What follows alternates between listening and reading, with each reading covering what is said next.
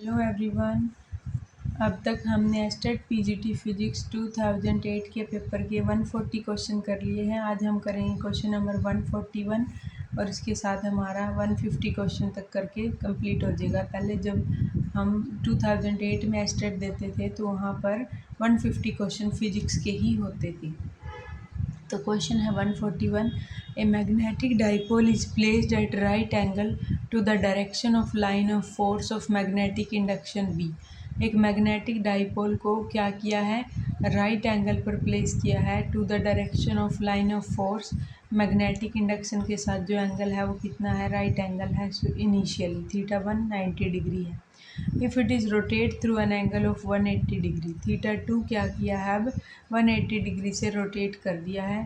Then the work done is, तो work done क्या है। तो अब हम देखते हैं वर्क डन क्या होगा। तो अब है हमारा वर्क डन। तो जो वैल्यू होती है वर्क डन की वो क्या है कि माइनस के एम बी कोस θ2 माइनस कोस θ1। वर्क डन क्या है, माइनस एम बी कोस θ2 माइनस कोस θ1। θ1 क्या है 90 डिग्री, θ2 क्या है 180 डिग्री। θ1 है हमारा 90 डिग्री और बाद में कितना चेंज कर दिया, θ2 180 डिग्री। तो वर्क डन क्या हो गया, माइनस के एम बी कोस 180 डिग्री माइनस में कोस 90 डिग्री, तो वैल्यू आ जाएगी हमारी एम बी। अब हम करते हैं क्वेश्चन 142 का। 142 क्या है, if a diamagnetic substance is brought near north और south pole of a bar magnet it is. अगर एक डायमैग्नेटिक सब्सटेंस को आप मैग्नेट के पास लेके आते हो या तो नॉर्थ और साउथ पोल में से किसी के पास भी लेके आते हो, तो डायमैग्नेटिक जो सब्सटेंस है उस पर क्या इफ़ेक्ट पड़ता है। तो देखो, डायमैग्नेटिक सब्सटेंस स्लाइटली रिपेल इन एक्सटर्नल मैग्नेटिक फील्ड। जैसे आप उस एक्सटर्नल मैग्नेटिक फील्ड में लेके आओगे तो वो स्लाइटली क्या हो जाएगा, रिपेल करेगा। अब हम देखते हैं क्वेश्चन 143। 143 क्या क्वेश्चन है, an EMF of 5 volt, EMF कितनी 5 volt is produce in a coil when current change at a steady rate from 3 ampere to 2 ampere.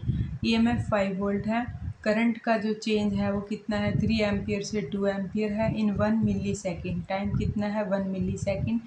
Value of self induction is, self induction की value हमें निकालनी है। हमें पता है E is equal to किसके equal होता है, माइनस के L D I by D t, और L की वैल्यू हमें क्या करनी है, निकालनी है। तो अब देखो 143 है, वहाँ पर EMF क्या है, E is equal to minus के L D I by D T. L निकालोगे तो क्या हो जाएगा, E by D I by D T. Negative sign यहाँ पे छोड़ दिया है क्योंकि मैग्नीट्यूड की बात कर रहे हैं। तो 5 EMF है, रेट जो है करंट का चेंज है 3 माइनस 2 डी टी, टाइम है 10⁻³ तो ये आ जाएगा 5 milli henry.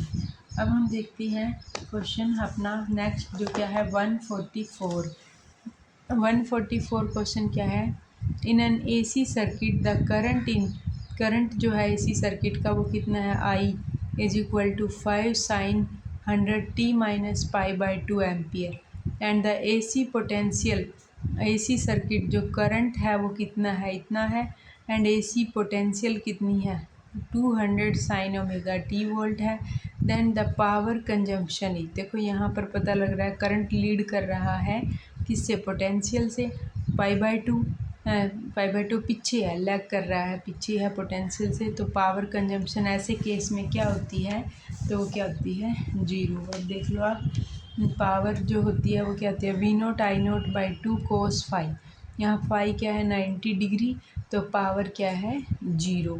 V0I0/2 cos phi, phi जो है वो 90 है तो पावर कितनी होगी 0। अब हम देखते हैं नेक्स्ट क्वेश्चन है 145 क्वेश्चन नंबर है 145। तो 145 क्या है, there are 3 wavelength 10⁻⁷ metre, 10⁻⁻10 metre and 10⁻⁻7 metre. Find their respective name. 3 type की वेवलेंथ है, उनकी हमें क्या लेना है, उनके रिस्पेक्टिव नेम बताने हैं। तो 10⁻⁷ मीटर वाली का नाम है radio wave, 10⁻⁻10 metre x rays and 10⁻⁻7 metre तो क्या है, विजिबल रेज।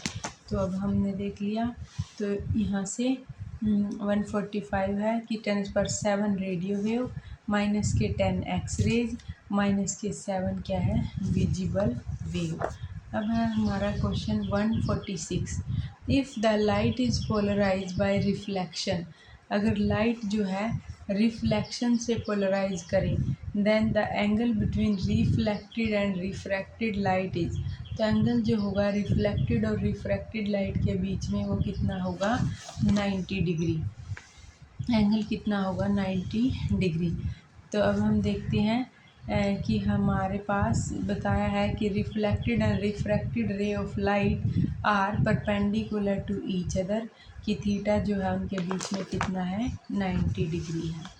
नेक्स्ट क्वेश्चन है 144 क्वेश्चन नंबर 144 हमारा क्या है, नहीं सॉरी 147 क्वेश्चन 147 क्या है, angle of minimum deviation for a prism of refractive index of 1.5। Angle निकालना है मिनिमम डेविएशन का एक प्रिज्म के लिए जिसका रिफ्रैक्टिव इंडेक्स है 1.5, is equal to the angle of the prism. किसके इक्वल है वो, एंगल ऑफ मिनिमम डेविएशन वो इक्वल है एंगल ऑफ प्रिज्म के। Then the angle of the prism is given, हमें एंगल ऑफ प्रिज्म निकालना है और गिवन क्या है cos 41 डिग्री की वैल्यू दी है जो कि कितनी है 0.75। तो अब देखो 147 को कि म्यू जो है वो क्या होगा sine A plus delta m by 2। A क्या है angle of prism, delta m क्या angle of minimum deviation, divide by 2 divide by sine A by 2। तो अब देखो यहाँ पर जो एंगल है वो क्या है डेल्टा एम और ए दोनों इक्वल है, तो ए प्लस ए लिखूँ डिवाइड बाई 2, तो 2a/2 यानी कि साइन ए बाई 2। तो अब देखो म्यू हम साइन ए को कैसे लिखेंगे 2 sine A by 2 cos A by 2 by sine A by 2। तो 2 कोस ए बाई 2 की जो वैल्यू होगी वो कितनी होगी 45 डिग्री। ये क्या दिया है हमें 2 कोस ए बाई 2, ए की वैल्यू गिवन है 1.5/2 कोस ए बाई 2 0.75, ए बाई 2 कितना है यानी कि 41 डिग्री।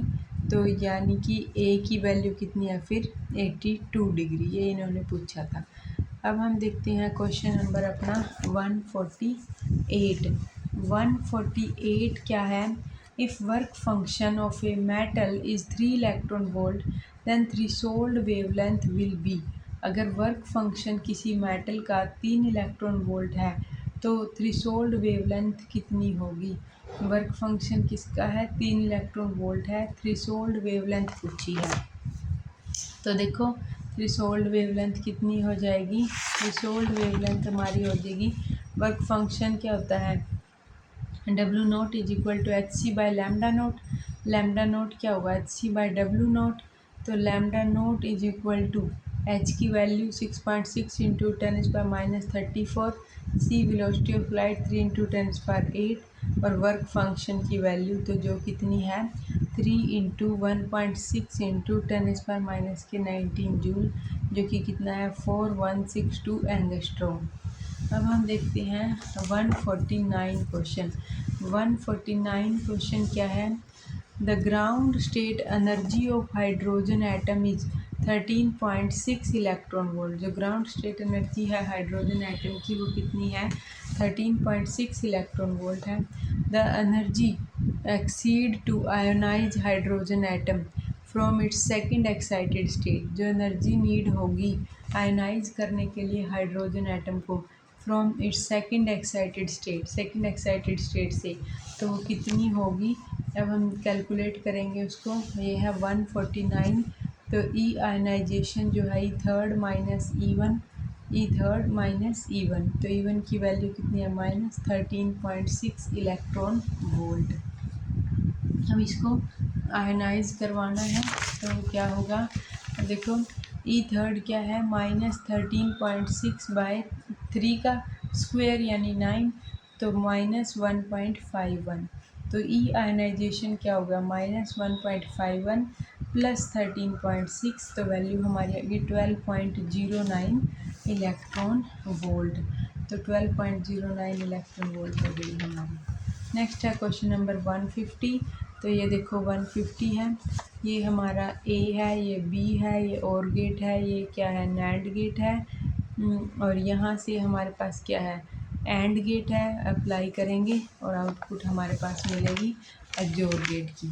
तो ए बी और वाई जो है वो क्या है, y1 और गेट है, तो ए प्लस बी, तो 0 + 0 0, 0 + 1 1, 1 + 0 1, 1 + 1 1। दूसरा क्या है हमारा y2 A B bar, A B का बार, नैंड गेट है। नैंड गेट की आउटपुट में हमें क्या मिला, एंड गेट मिला, तो y1 × y2। तो ये वाली आउटपुट किसकी होती है, एक्सोर गेट की। तो ये हमने अपना एस्टेट 2008 का क्वेश्चन पूरे 150 क्वेश्चन कंप्लीट कर लिए हैं। अब हम इसके बाद जो एस्टेट का एग्ज़ाम हुआ था वो हुआ था 2011 में। तो अब हम उस पेपर को सोल्व करेंगे, 2011 वाले पेपर को। Thank you.